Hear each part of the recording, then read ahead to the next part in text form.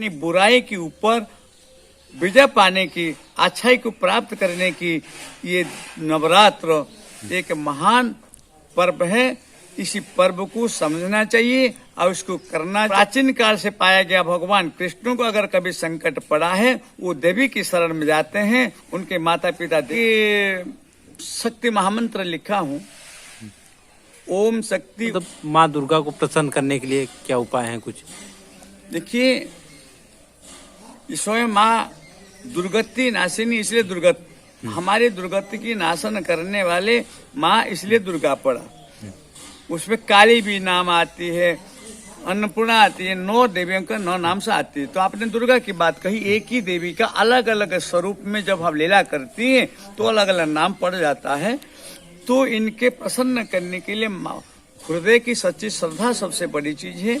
कर्मकांड की जो विधान है कि नियमित ढंग से 9 दिन तक व्रत रखें, फलाहार करें और दुर्गा सप्तशती का पूजन अर्पण करके, माँ की स्थापना करके दुर्गा सप्तशती का प्रतिदिन पूरा अगर पाठ ना कर सकें, एक अध्याय पाठ करें और पाठ करके उन्हें जो प्रसाद फलाहार में होती है अपने परिवार में, और जो भी अतिथि अभ्यागत उस समय आते हैं उनको प्रेम पूर्वक माँ की चरणामृत और प्रसाद का ये करें। मेन चीज है कि हाँ, व्रत करने से हमें अंतकरण शुद्ध होता है। तो 9 दिन का एक व्रत करने की अवसर मिलती है और सच्ची श्रद्धा के साथ दुपत्ती अगरबत्ती जो अपने पास सामर्थ्य है उस सामर्थ्य के अनुरूप पूजा अर्चना हृदय के भाव से करें और दुर्गा सप्तशती पढ़ने के साथ साथ उसका भाव और अर्थ को भी समझा करें। मैं कहता हूं कि पूरे ब्रह्मांड ने, परमात्मा ने जो ब्रह्मांड बनाया, उस ब्रह्मांड का सर्वश्रेष्ठ भूखंड ये हमारी धरती पृथ्वी है। अब पृथ्वी पर हम देखते हैं कि जो भारत भूखंड है इसको हम ऐसा कहते हैं कि India is the spiritual I of the world. पूरे विश्व में सही दिशा देने को हमारी भारतीय संस्कृति में सामर्थ्य है। ये बड़े अद्भुत है। और उसी धरती का भारत खंड भूखंड में उत्तर प्रदेश एक प्रदेश है। तो उत्तर प्रदेश में भगवान का सभी अवतार यही होती है।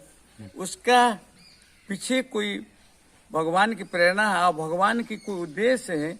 तो इसलिए उत्तर प्रदेश भी बड़े अपने आप में महान है।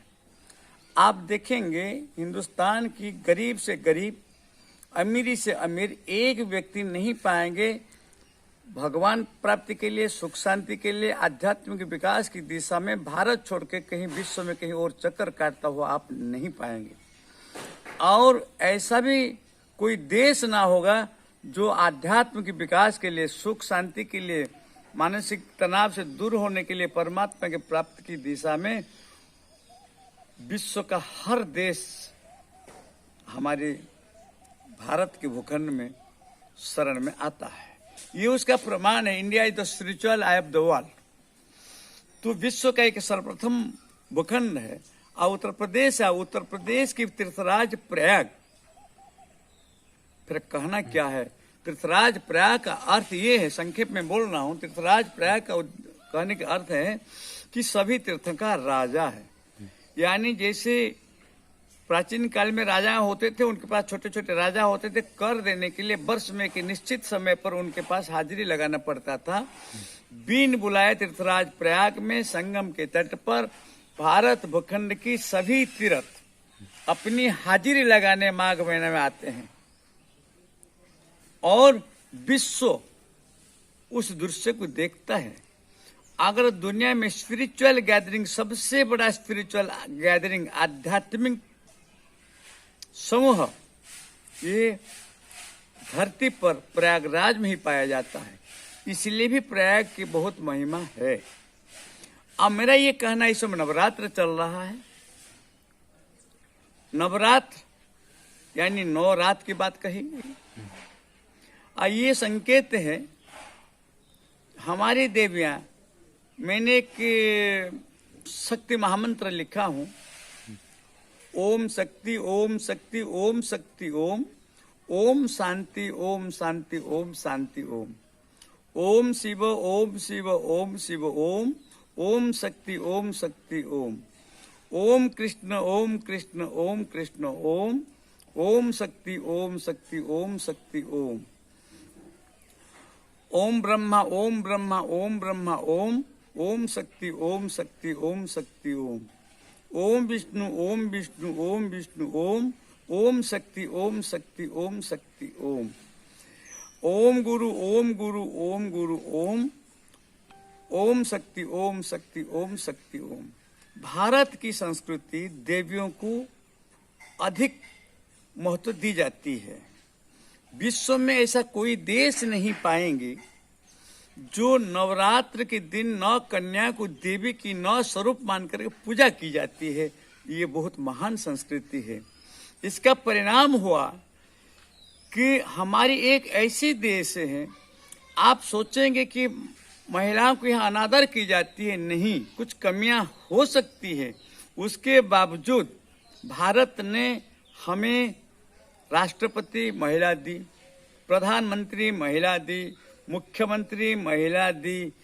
भारत छोड़कर के ऐसा पद प्रतिष्ठा और इनके सम्मान, जहाँ पर झांसी रानी लक्ष्मीबाई हुए, जहाँ पर माता दुर्गा हुए, जहाँ पर माँ गिरिबाला हुए, जहाँ पर रानी रासमणी हुई, जहाँ पर माँ शारदा हुई, इन देवियों को प्राचीन काल से पाया गया। भगवान कृष्ण को अगर कभी संकट पड़ा है, वो देवी की शरण में जाते हैं, उनके माता पिता देवी की नवरात्र के दिन उपासना करते हैं तो कृष्ण की कल्याण होती है।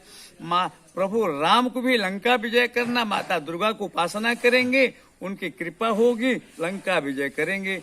यानी शक्ति का उपासना करने की व्यवस्था हमारी भारतीय संस्कृति में जबरदस्त है। यानी बुराई के ऊपर विजय पाने की, अच्छाई को प्राप्त करने की ये नवरात्र एक महान पर्व है। इसी पर्व को समझना चाहिए और उसको करना चाहिए। आप देखेंगे कि भारत में महिलाओं को, माताओं को अधिक सम्मान दी जाती है। जो कमियां आई है उसी कमी की दूर करने की दिशा में हमें काम करना चाहिए और उस आदर के भाव से परिवार की मुखिया महिला होती है। छत्रपति शिवाजी ने को अपनी माता ने जन्म दिया, माता ने उनको प्रेरित किया, माता की शिक्षा, माता ही उनके गुरु हुए। उस माँ की प्रेरणा से छत्रपति शिवाजी आज भी हमारे सामने अमर हो गए। भगत सिंह हुए, चंद्रशेखर आजाद हुए, उन माताओं ने प्रेरित किया कि पहले तुम्हारे देश है, तुम्हें फांसी लगने पर हमें कोई कष्ट नहीं होगी, क्योंकि तुम देश के लिए, तो अगर देश की मृत्यु में तुम्हें आंसू गिराते हो तो मुझे मंजूर नहीं है, मेरा कोख अपवित्र हो जाएगा। वो माँ कहती है कि देश के लिए तुम जब आनंद के अश्रु बहाओगे, मेरा कोख धन्य हो जाएगा। ऐसे माताओं ने हमारे देश को आजाद किया है, ऐसा मेरी मानना है। तो इसलिए मेरा कहना है कि भगवान सबको सद्बुद्धि दें और मातृशक्ति का सही सम्मान इस देश में से प्राचीन काल से अब तक चले आ रहे हैं, आगे भी चलता रहे, ऐसी मेरी इच्छा है।